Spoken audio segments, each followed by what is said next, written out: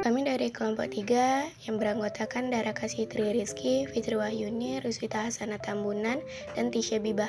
Terima kasih kepada Profesor Dr. Hasna Faizah ARM Hum yang mengampu mata kuliah pendidikan fonologi. Pengaruh dan realisasi bunyi. A. Pengaruh-pemengaruh bunyi bahasa. Pengaruh-pemengaruh bunyi bahasa menyangkut dua segi, yaitu pengaruh bunyi bahasa dan pemengaruh bunyi bahasa. Pengaruh bunyi bahasa muncul akibat proses asimilasi, sedangkan pemengaruh bunyi bahasa merupakan tempat artikulasi bunyi yang disebut dengan artikulasi penyerta. 4 tahapan pengaruh-pemengaruh bunyi bahasa yaitu proses asimilasi, artikulasi penyerta, pengaruh bunyi karena distribusi, dan kehomorganan. Yang pertama, proses asimilasi. Proses asimilasi dalam uraian ini terbatas pada asimilasi fonetis saja, yaitu pengaruh mempengaruhi bunyi tanpa mengubah identitas fonem. Menurut arahnya, proses asimilasi dibedakan menjadi dua, yaitu asimilasi progresif dan asimilasi regresif. Asimilasi progresif terjadi apabila arah pengaruh bunyi bahasa itu ke depan, sedangkan asimilasi regresif terjadi apabila arah pengaruh bunyi bahasa itu ke belakang. Misalnya, dalam bahasa Indonesia perubahan bunyi T yang biasa diucapkan apikodental seperti kata tetap, tetapi pada kata studi diucapkan secara lamino-alveolar. Yang kedua, asimilasi regresif terjadi apabila arah pengaruh bunyi itu ke belakang. Misalnya, perubahan bunyi N yang biasanya dalam bahasa Indonesia diucapkan secara apiko-alveolar seperti kata kawan, tetapi dalam kata sedan nasal sebelum D diucapkan secara apiko-palatal. 2. Artikulasi penyerta. Bunyi yang secara primer sama bisa diucapkan, berbeda karena adanya bunyi lain yang mengikutinya.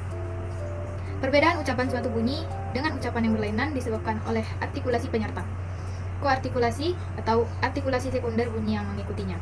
Proses pengaruh bunyi yang disebabkan oleh artikulasi penyerta dapat dibedakan menjadi 5, yaitu labialisasi, retrofleksi, palatalisasi, velarisasi, glotalisasi. Labialisasi adalah pembulatan bibir pada artikulasi primer sehingga terdengar bunyi semivokal pada bunyi utama tersebut. Selanjutnya, retrofleksi adalah penarikan ujung lidah ke belakang pada artikulasi primer sehingga terdengar pada bunyi utama. Berikutnya adalah palatalisasi, adalah pengangkatan daun lidah ke arah langit-langit keras pada artikulasi primer. Kecuali bunyi palatal, bunyi lain dapat disertai palatalisasi. Berikutnya, velarisasi adalah pengangkatan pangkal lidah ke arah langit-langit lunak pada artikulasi primer. Selain bunyi velar, bunyi-bunyi lain dapat divelarisasi. Berikutnya, glotalisasi adalah proses penyertaan hambatan pada glotis atau glotis tertutup rapat sewaktu artikulasi primer diucapkan. Selain bunyi glotal, bunyi-bunyi lain dapat disertai glotalisasi. Yang ketiga, pengaruh bunyi karena distribusi. Pengaruh bunyi karena distribusinya pada awal kata, tengah kata, atau akhir kata, sering menentukan perwujudan bunyi tertentu. Pengaruh bunyi karena distribusi tersebut menimbulkan 3 proses, yaitu yang pertama, aspirasi. Aspirasi adalah pengucapan suatu bunyi yang disertai dengan hembusan keluarnya udara dengan kuat, sehingga terdengar bunyi H. Yang kedua adalah pelepasan. Pelepasan yaitu pengucapan bunyi hambat letup yang seharusnya dihambat atau diletupkan, tetapi tidak dihambat atau tidak diletupkan. Kemudian dengan serentak bunyi berikutnya diucapkan. Pelepasan dibedakan menjadi 3, yaitu yang pertama, lepas tajam atau lepas penuh adalah pelepasan alat-alat artikulasi dari titik artikulasinya yang terjadi secara tajam atau secara penuh. Yang kedua, lepas nasal adalah suatu pelepasan yang terjadi karena adanya bunyi nasal di depannya. Yang terakhir adalah lepas samping atau suatu pelepasan yang terjadi karena adanya bunyi sampingan di depannya. Pengafrikatan atau paduanisasi terjadi jika bunyi hambatan yang seharusnya dihambat dan diletupkan tidak dilakukan, melainkan setelah hambatan dilepaskan secara bergeser dan pelan-pelan. Yang keempat, yaitu kehomorganan. Bunyi bahasa yang dihasilkan oleh alat ucap manusia itu sendiri memiliki pasangan tertentu. Misalnya terdapat pasangan konsonan P dan B, T dan D, C dan J, K dan G, dan seterusnya. Terdapat 2 jenis kehomorganan, yaitu kehomorganan penuh dan kehomorganan sebagian. Baiklah, selanjutnya realisasi fonem. Realisasi fonem adalah pelafalan fonem oleh penutur suatu bahasa. Realisasi atau lafal fonem ini mencakup vokal, diftong, dan konsonan. Yang pertama, realisasi vokal. Vokal I. Realisasi atau lafal vokal ini contohnya terdapat pada kata itu, pipi, jari, klinik, Indonesia, dan lain. Vokal E. Realisasi atau lafal vokal ini terdapat pada contoh kata ekor, jahe, dan banteng. Vokal E. Realisasi atau lafal vokal ini contohnya terdapat pada kata empat, telinga, dan ke. Vokal A. Realisasi atau lafal vokal ini contohnya terdapat pada kata asal, sukar, dan mata. Vokal O. Realisasi atau lafal vokal ini contohnya terdapat pada kata oleh, kota, dan soto. Vokal U. Realisasi atau lafal vokal ini terdapat pada kata ulang, tidur, dan kayu. Yang kedua, realisasi diftong. Diftong AU. Realisasi diftong ini contohnya terdapat pada kata kalau. Pada kata kalau, A seolah-olah berakhiran W, sehingga dilafalkan AU. Diftong AI. Realisasi diftong ini contohnya terdapat pada kata sampai. A seolah-olah berakhiran Y, sehingga dilafalkan I. Diftong OI. Realisasi diftong ini contohnya terdapat pada kata amboy. O seolah-olah berakhiran Y, sehingga dilafalkan OI. Yang ketiga, realisasi konsonan. Konsonan P. Realisasi konsonan ini terdapat pada semua posisi, contohnya pada kata palu, sapa, dan siap. Konsonan B. Realisasi konsonan ini terdapat pada posisi awal, tengah, dan akhir kata, contohnya pada kata bahasa, ibu, dan sebab. Konsonan Realisasi konsonan ini terdapat pada semua posisi, contohnya pada kata malu, semua, dan serang. Konsonan W. Realisasi konsonan ini terdapat pada awal dan tengah kata, contohnya pada kata warna dan kawan. Selanjutnya, konsonan F. Realisasi konsonan ini terdapat pada semua posisi, seperti pada contoh kata filsafat dan maaf. Sebagai variasi, F terdapat pada kata-kata tertentu, contohnya pada kata nafas. Konsonan T. Realisasi konsonan ini terdapat pada posisi awal, tengah, dan akhir kata, contohnya seperti kata tikus, syarat, dan mati. Konsonan D. Realisasi konsonan ini terdapat pada semua posisi, contohnya terdapat pada kata dasar, pada, dan tekad. Konsonan N. Realisasi konsonan ini terdapat pada semua posisi, contohnya pada kata nilai, penting, dan lain. Selanjutnya, konsonan L. Realisasi konsonan ini terdapat pada semua posisi, contohnya pada kata lima, dalam, dan ikal. Konsonan R. Realisasi konsonan ini juga terdapat pada semua posisi, contohnya pada kata raya, hari, dan fakir. Konsonan J. Realisasi konsonan ini terdapat pada posisi awal dan tengah kata, contoh katanya yakni cari dan kunci. Konsonan J. Realisasi konsonan ini terdapat pada semua posisi, contohnya jari, telunjuk, dan mi'raj. Selanjutnya, konsonan N. Realisasi konsonan ini terdapat pada posisi awal dan tengah kata, seperti nyata dan hanya. Konsonan S. Realisasi konsonan ini terdapat pada semua posisi, contohnya sudah, usaha, dan cemas. Konsonan Y. Realisasi konsonan ini terdapat pada posisi awal dan tengah kata, contohnya yang dan saya. Konsonan K. Realisasi konsonan ini terdapat pada posisi awal dan tengah kata, contohnya kata dan sikap. Juga terdapat pada posisi akhir kata, yaitu pada kata terik dan balik. Konsonan G. Realisasi konsonan ini terdapat pada posisi awal dan tengah kata, contohnya pada kata golongan dan tiga. Terdapat juga pada posisi akhir, contohnya pada kata gudeg. Konsonan H. Realisasi konsonan ini terdapat pada semua posisi, contohnya pada kata khianat, ikhlas, dan tarik. Konsonan H. Realisasi konsonan ini terdapat pada semua posisi, contohnya pada kata hari, bahasa, dan lebih. Transkripsi bunyi bahasa. Transkripsi adalah penulisan, tuturan, atau pengubahan teks dengan tujuan untuk menyarankan lafal bunyi, fonem, morfem, atau tulisan sesuai dengan ejaan yang berlaku dalam suatu bahasa yang menjadi sasarannya. Jenis-jenis transkripsi. 1. Transkripsi fonetis, yakni pengubahan penulisan menurut bunyi. Misalnya, bahasa merah, panjang, sayang. Yang kedua, transkripsi fonemis, yakni pengubahan penulisan menurut fonem. Misalnya, malam, sanggup, sayang. Yang ketiga, transkripsi morfemis, yakni pengubahan penulisan menurut morfem. Misalnya, belajar, terdiri atas kata ber dan ajar. Yang keempat, transkripsi ortografis, yakni pengubahan penulisan menurut huruf atau ejaan bahasa yang menjadi tujuannya. Misalnya, masuk, terdiri atas huruf M, A, S, U, K. Yang kedua, uang, terdiri atas U, A, N, G.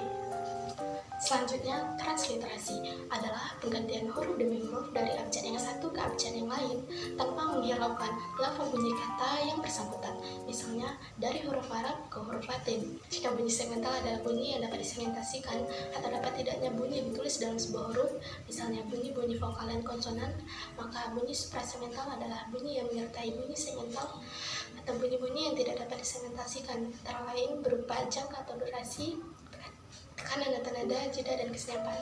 Peranan ciri suprasegmental. Ciri hubungan segmental merupakan istilah yang digunakan dalam penandaan lisan. Penandaan yang dimaksud adalah tanda baca. Suatu klausa misalnya terdiri atas kata yang sama dan dalam urutan yang sama dapat mempunyai arti yang berbeda bergantung tanda baca yang diberikan. Misalnya, adik akan pergi ke sekolah. Adik akan pergi ke sekolah.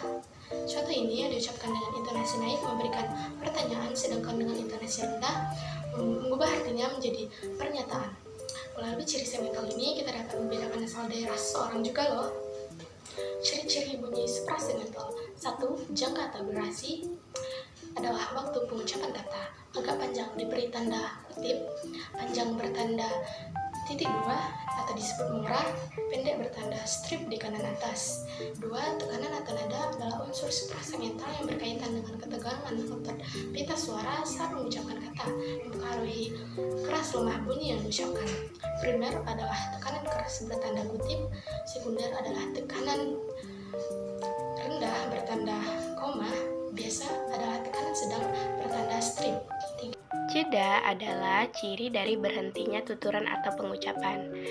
Ada 4 jenis jeda, yaitu yang pertama, antar suku dalam kata dengan tanda plus, kemudian antar kata dalam frase bertanda garis miring tunggal, kemudian ada antar frase pada klausa atau kalimat ditandai garis miring ganda, kemudian ada antara kalimat pada wancana atau paragraf yang diberi tanda miring.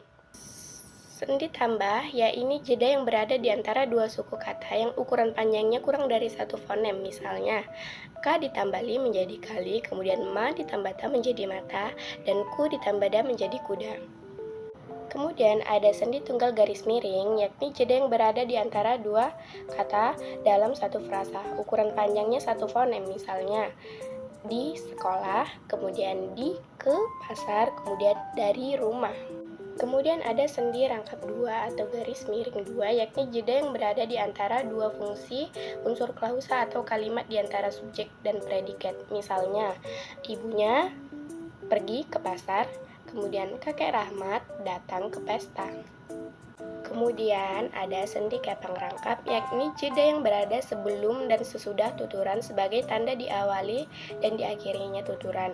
Sendi kepang rangkap yang berposisi di akhir tuturan biasanya disertai nada turun atau nada naik. Misalnya, anak-anak sudah bangun, kemudian baca buku itu. Kemudian kita masuk kepada materi yang bernama ritme. Ciri-ciri suprasegmental lain yang terdapat dalam tuturan adalah ritme.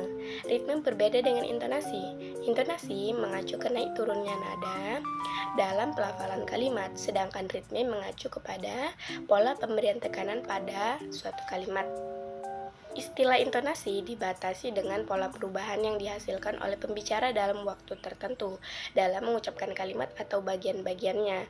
Intonasi yaitu pola gabungan titik nada, sering juga dipergunakan dengan garis. Intonasi merupakan perubahan titik nada dalam berbicara, karena itu intonasi sering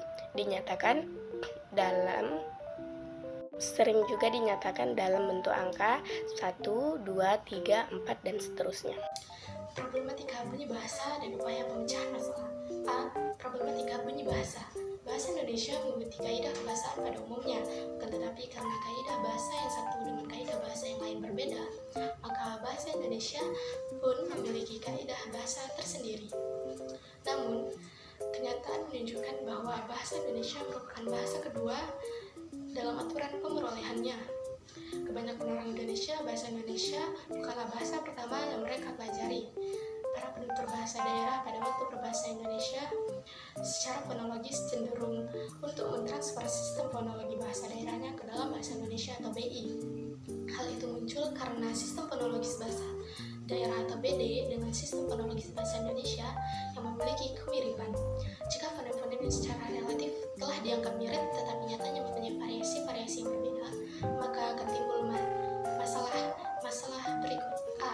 Fonem BI atau kata bahasa Indonesia berakhiran D dalam posisi akhir kata yang diucapkan T oleh penutur bahasa daerah atau PD, seperti penutur bahasa Sunda atau BS, cenderung akan diucapkan D. Misalnya, lafal bahasa Indonesia tekad, abad, akad, babat, jihad berakhiran T.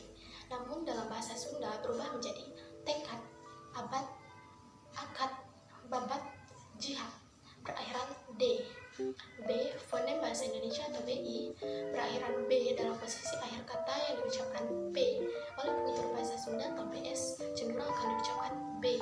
Misalnya, lafal bahasa Indonesia lalap, sebab, adab berakhiran P. Namun dalam lafal bahasa Sunda akan menjadi lalap, sebab, adab berakhiran D.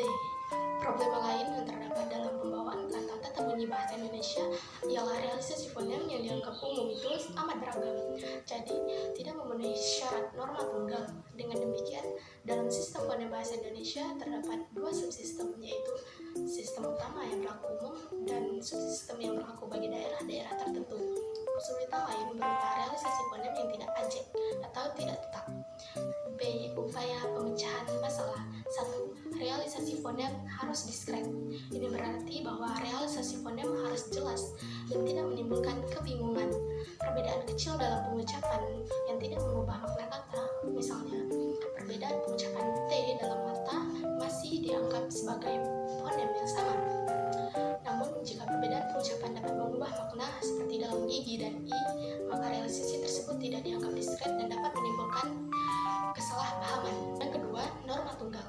Norma tunggal di sini merujuk pada standar pengucapan yang diterima secara luas di kalangan penutur bahasa Indonesia tanpa terlalu dipengaruhi oleh dialek atau aksen daerah-daerah tertentu. Pengucapan yang terlalu khas dari daerah tertentu mungkin tidak dianggap sebagai realisasi yang baik dari fonem bahasa Indonesia yang baku.